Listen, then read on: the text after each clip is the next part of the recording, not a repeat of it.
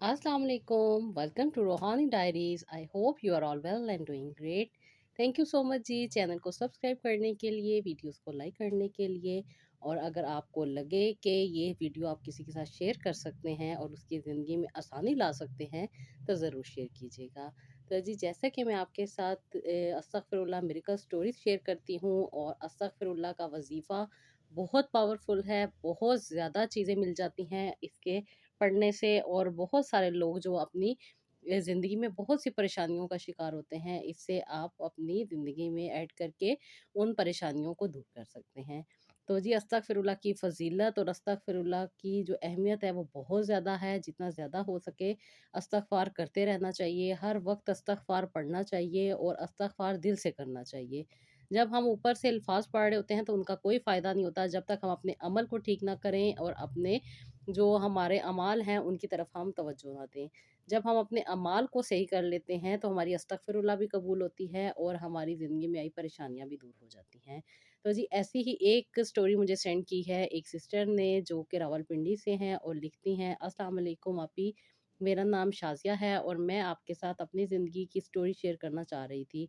आपी मेरी ज़िंदगी में बहुत सी मुश्किलात से मैं गुज़री। जब छोटी थी तब अम्मी का इंतकाल हो गया और घर की ज़िम्मेदारी मुझ पे आ गई। मेरी 2 बड़ी बहनें भी थीं, वो भी बहुत ज़्यादा कोऑपरेटिव थीं और बहुत ज़्यादा हेल्पफुल थीं। लेकिन उनकी शादी हो चुकी थी जिसकी वजह से आप भी सारे घर की ज़िम्मेदारी मुझ पे थी और मेरे 4 भाई भी हयात थे। जिनमें से आप ही 2 साल के बाद अम्मी की डेथ के 2 साल के बाद मेरे एक भाई की डेथ हो गई और एक भाई जो बहुत ज़्यादा उनसे क्लोज़ थे वो बहुत ज़्यादा मेंटली डिस्टर्ब हो गए। जिसकी वजह से आप ही उनका ज़हनी तवाज़ुन काफ़ी ख़राब रहता था और वो बहुत ज़्यादा गुस्सा कर जाया करते थे। 2 भाई इस तरीके से हमने खो दिए क्योंकि भाई की ज़हनी हालत ऐसी नहीं थी कि हम उन्हें अपने घर में रख सकते। इसलिए आप ही अब्बू ने उन्हें एक सेंटर में एडमिट करवा दिया। अब भाई वहीं पे हैं। आप ही 2 भाई अब घर में मौजूद होते हैं और इन दोनों की पढ़ाई और सारी ज़िम्मेदारी अब्बू के ऊपर थी। अब्बू जो जॉब किया करते थे, उससे बहुत अच्छी इनकम हो जाया करती थी और घर के हालात भी काफ़ी अच्छे चल रहे थे।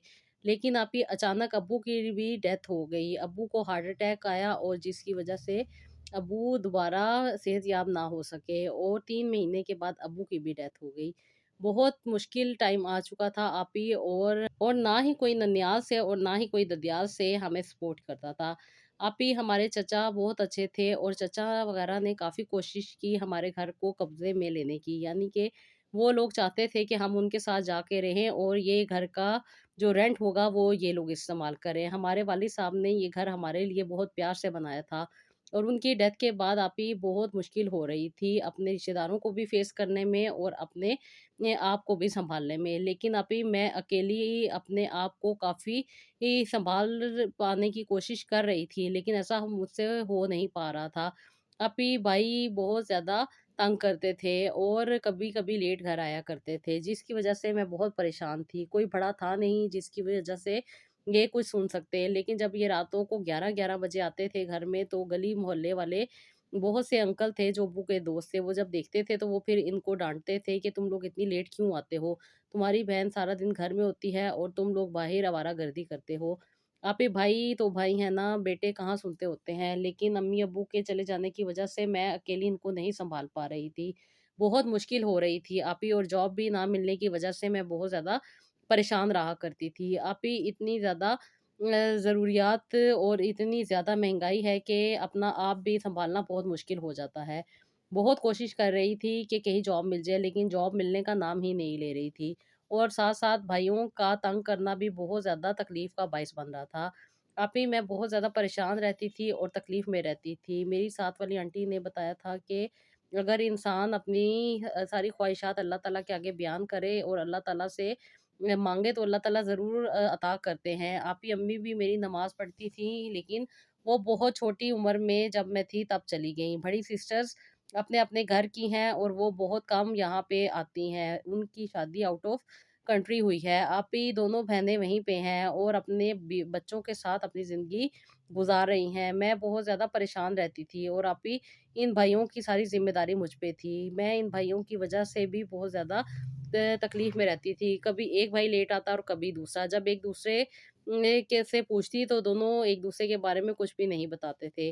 अभी छोटा भाई बहुत सारी गलत एक्टिविटीज़ में चला गया था। बहुत सारे लोग इसको इस्तेमाल कर रहे थे, यानी कि कुछ ऐसे लोग जो बहुत ज़्यादा नेगेटिव काम करते थे, उन्होंने इसे अपने काम में इन्वॉल्व कर लिया।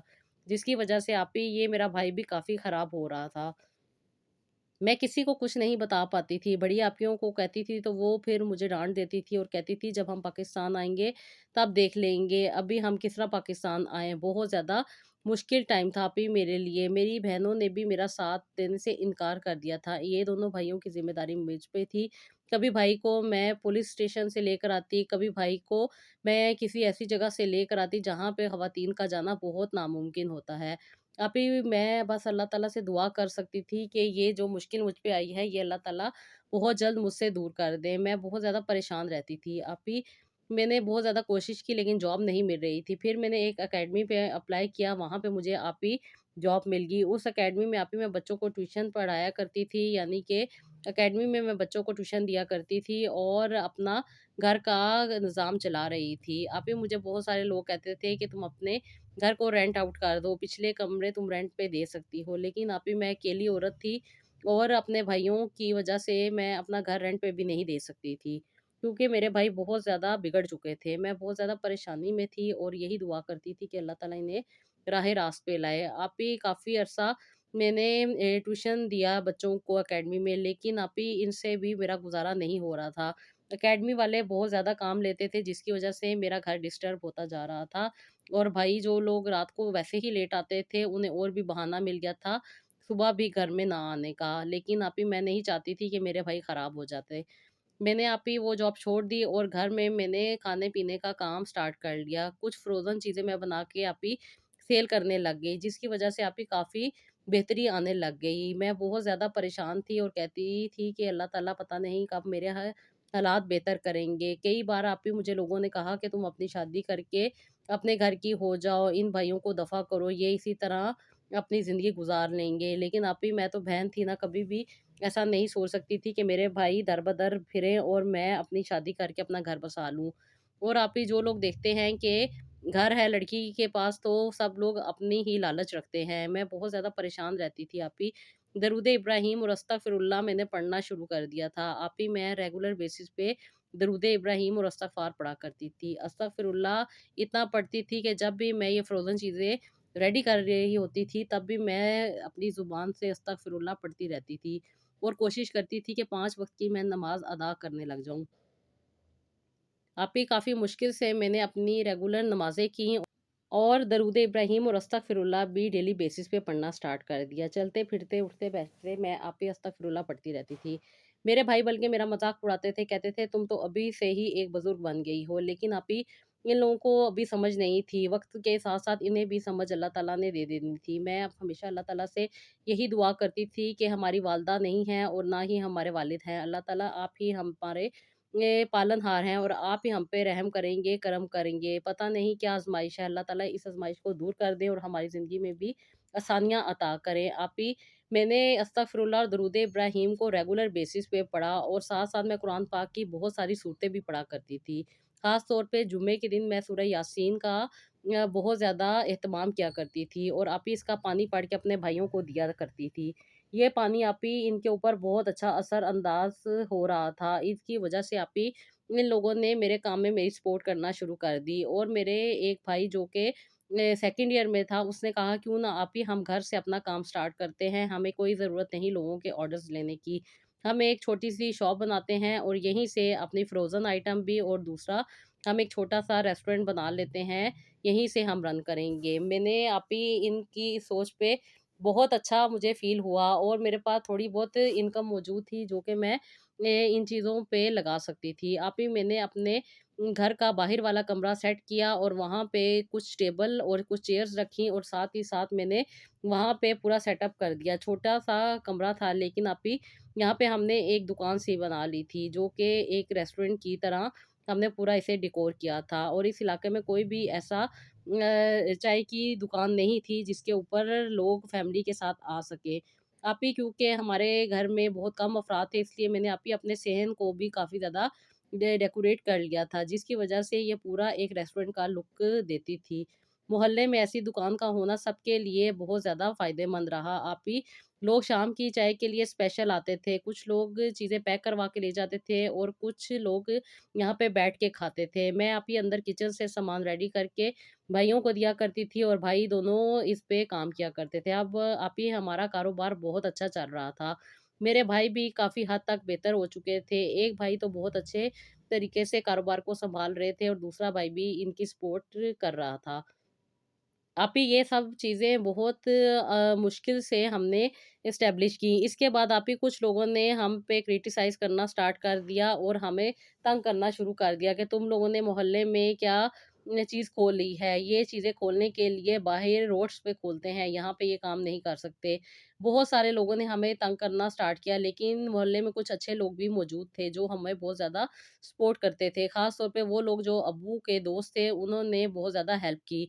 इन लोगों को पीछे हटाने में। ये लोग आप ही हमसे मंथली लेना चाहते थे, लेकिन अल्लाह का शुक्र ये हुआ कि अब्बू के एक दोस्त जो पुलिस में थे, उन्होंने काफ़ी कोऑपरेट किया और काफ़ी हेल्प की। ये लोग आप ही हमारे दुश्मन बन गए थे और वजह-बेवजह हम पे बहुत ज़्यादा इल्ज़ामात भी लगा दिया करते थे। आप ही हमने हर तरह से अपने आप को सिक्योर किया और एक गार्ड भी हमने हायर कर लिया। अब आप ही हमारा काम बहुत अच्छा चलता है और बहुत ज़्यादा अच्छी इनकम हो जाती है। आप ही मेरे भाई भी काफ़ी बेहतर हैं और अपनी पढ़ाई भी कर रहे हैं और साथ-साथ ये कारोबार भी सँभालते हैं। आप ही मैं बहुत मुश्किल और बहुत बेसुकूनी में अपनी ज़िंदगी गुज़ार रही थी, लेकिन जब से मैंने दुरूद इब्राहीम और अस्तगफिरुल्लाह अपनी ज़िंदगी में ऐड किया, तो डे बाय डे आप ही मेरी ज़िंदगी में बेहतरी आती गई और अभी तक मैं रेगुलर बेसिस पे दरूद इब्राहीम और अस्तगफिरुल्लाह पढ़ती हूँ। आप ही अब अच्छे से अच्छे मेरे लिए रिश्ते भी आते हैं, लेकिन मैं अभी 2 साल तक शादी नहीं करना चाहती क्योंकि हर कोई इस चीज़ के पीछे आता है जो कि मैंने अपने आप को एस्टेब्लिश कर लिया है। जब मेरे लिए कोई बेहतर इंसान आएगा तो मैं शादी भी कर लूँगी। बस आप ही आपने मेरे लिए बहुत सारी दुआ करनी है और ख़ास तौर पे मेरे भाइयों के लिए भी दुआ करनी है कि ये जल्दी से अपने पाँव पे खड़े हो जाएँ और अपने आप को बेहतर तरीके से सँभाल सकें।